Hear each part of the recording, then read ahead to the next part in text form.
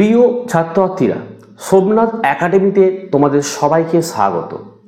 রবীন্দ্র মুক্ত বিদ্যালয় থেকে তোমরা যারা 2025 ডিসেম্বর সেশনে মাধ্যমিক পরীক্ষা দিতে চলেছ, তোমাদের জন্য আজকে থাকছে ভৌত বিজ্ঞানের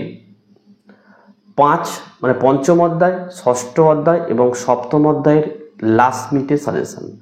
পার্ট 1 আমি তোমাদের অধ্যায় নাম্বার 1, 2, 3, 4 থেকে সাজেশনের ভিডিও অলরেডি আপলোড করে দিয়েছি। আজকে আমরা 5, 6, 7 এই তিনটি চ্যাপ্টারের কোন কোন প্রশ্নগুলো এবছরের পরীক্ষা আসতে চলেছে সেগুলো নিয়ে আলোচনা করব।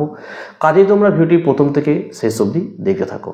টোটাল 19টা অধ্যায় রয়েছে। এই 19টা অধ্যায় থেকেই কিন্তু পরীক্ষায় প্রশ্ন থাকবে, তাই আমি অধ্যায় টু অধ্যায় তোমাদেরকে সাজেশন দিচ্ছি। তোমরা অধ্যায় টু অধ্যায় যদি পড়াশোনা করে দাও অবশ্যই ভালো রেজাল্ট হবে। যারা এখনো অবধি পড়াশোনা শুরু করোনি, কি পড়বে বুঝতে পারছো না, ভালো রেজাল্ট করতে চাও, অবশ্যই সোমনাথ একাডেমি থেকে তোমরা নিচের হোয়াটসঅ্যাপ নাম্বারে যোগাযোগ করে স্বল্প মূল্যে প্রতিটা সাবজেক্টের লাস্ট মিনিটের নোটস, লাস্ট মিনিটের সাজেশান সংগ্রহ করতে পারো। যারা আমাদের কাছ থেকে নোটস এবং সাজেশান নিচ্ছে তারা অবশ্যই আমাদের কাছ থেকে পরীক্ষার লাস্ট দিন অবধি সাপোর্ট পাবে। কীভাবে পাবে? নোটসের সাথে তোমরা লাস্ট মিনিট সাজেশন পাবে, প্রত্যেকটা সাবজেক্টের 3টে করে মডেল সেটের প্রশ্ন উত্তর পাবে এবং পড়তে পড়তে কোনো অসুবিধা হলে রাত 9টা থেকে 11টার মধ্যে আমাদের সাথে যোগাযোগ করে কল করে সেই পড়াটা বুঝে নেওয়ার ব্যবস্থা কিন্তু রয়েছে। ঠিক আছে, তো খুব দ্রুত তোমরা যোগাযোগ করে নোটসগুলো কিন্তু সংগ্রহ করতে পারো।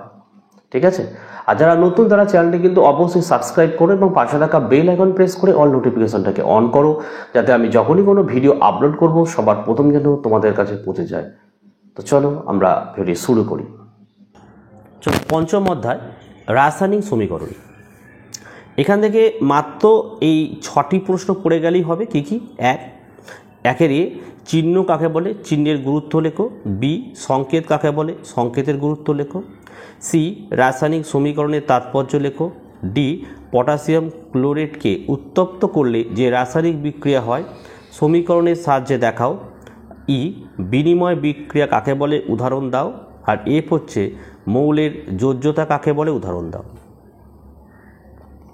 ষষ্ঠ অধ্যায় কয়েকটি সাধারণ গ্যাস। তো ষষ্ঠ অধ্যায় কয়েকটি সাধারণ গ্যাস, এই চ্যাপ্টার থেকে পরীক্ষায় সাধারণত প্রায় 10 নম্বর কিন্তু থাকে।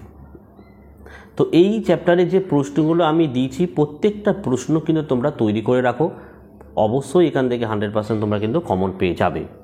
দেখে নাও 1 নম্বরে, একের এ, পরীক্ষাগারে H2S গ্যাস প্রস্তুতির নীতি, পদ্ধতি, সতর্কতা, ভৌত ধর্ম, ব্যবহার, শনাক্তকরণ লেখো। বি দেখো, পরীক্ষাগারে অক্সিজেন গ্যাস প্রস্তুতির নীতি, পদ্ধতি, সতর্কতা, ভৌত ধর্ম, ব্যবহার ও শনাক্তকরণ ব্যবহার লেখো। সি, পরীক্ষাগারে nitrogen, ammonia, carbon dioxide gas প্রস্তুতির নীতি, পদ্ধতি, সতর্কতা, ভৌত ধর্ম, ব্যবহার ও শনাক্তকরণ ব্যবহার লেখো।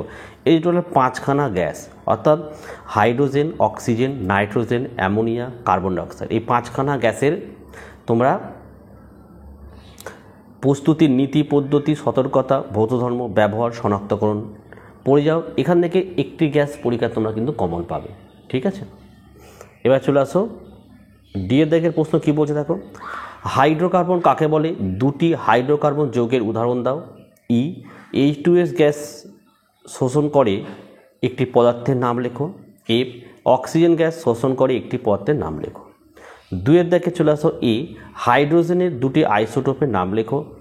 বি দেখে নাও আণবিক সংকেত। দেখে এই আণবিক সংকেত কিন্তু পরীক্ষায় 2টো আসে কিন্তু। দেখে নাও 1 নম্বরে aluminium chloride, ferric sulphate, caustic soda এবং ফেরিক ক্লোরাইড। সি এর দাগের প্রশ্ন, অ্যামোনিয়া ক্ষারধর্মী কীভাবে প্রমাণ করবে।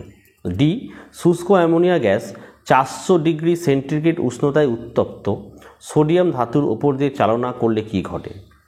ই, জ্বলন্ত কাঠি পৃথকভাবে নাইট্রোজেন, কার্বন ডাইঅক্সাইড, হাইড্রোজেন এবং অক্সিজেন পূর্ণ গ্যাস জারে প্রবেশ করালে কি হবে। 3 এর দাগে চলে আসো এ, একটি উদাহরণের দ্বারা দেখাও যে জারণ ও বিজারণ একই সঙ্গে ঘটে। বি, ব্রোমিন ও মার্কারির চিহ্ন লেখো। সি নিচের বিক্রিয়াগুলিতে কি ঘটে সমীকরণ সহ লেখো। 4খানা দিচ্ছি, এখান থেকে তো পরীক্ষা কমন পাবেই তোমরা। 1 তপ্ত কপার অক্সাইডের মধ্য দিয়ে NH3 গ্যাস চালনা করলে। 2 ম্যাগনেসিয়াম ফিতাকে বায়ুতে পোড়ানো হলো। 3 লোহিত তপ্ত দস্তার উপর দিয়ে CO2 গ্যাস চালনা করলে। 4 কৌষ্টিক সোডা দ্রবণে জিঙ্ক যোগ করা হলে। ডি এর দাগের প্রশ্ন, অ্যামোনিয়া গ্যাসে H2 ও N2 আছে, কীভাবে প্রমাণ করবে? ই কৌষ্টিক সোডা খোলা অবস্থায় রাখলে কি হয়? এ পরীক্ষাগারে CO2 প্রস্তুতিতে HCl এর পরিবর্তে H2SO4 ব্যবহার করা যায় না কেন? জি অ্যামোনিয়া গ্যাসকে গাঢ় H2SO4 অ্যাসিড দিয়ে শুষ্ক করা যায় না কেন? ওকে, সপ্তম অধ্যায় দেখো তাপ, এখানে কী কী পড়বে? 1 ক্যালোরিমিতির মূল নীতি কাকে বলে? খুব গুরুত্বপূর্ণ প্রশ্ন, প্রায় এসে থাকে প্রশ্নটি কিন্তু। হ্যাঁ। বি তড়িৎ পরিবাহী কাকে বলে, উদাহরণ দাও। সি থার্মোমিটারে পারদ ব্যবহারের সুবিধা লেখো, এটিও খুব গুরুত্বপূর্ণ প্রশ্ন।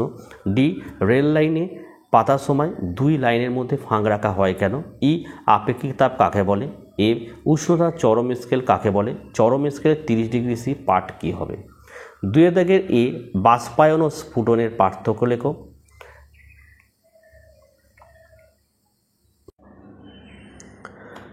বিয়ে দাগের প্রশ্ন, প্রেসার কুকারের খাদ্য তাড়াতাড়ি রান্না করা যায় কেন? সি বড় বলনের লিন তাপ কাকে বলে? লিন তাপের একক কি? ডি তাপের যান্ত্রিক তুল্যাঙ্ক কাকে বলে? ই তাপ ও তাপমাত্রার পার্থক্য লেখো। এ বড় বলনের লিন তাপ 80 ক্যালোরি পার গ্রাম বলতে কী বোঝো? জি বাষ্পায়ন ও স্ফুটনের পার্থক্য লেখো।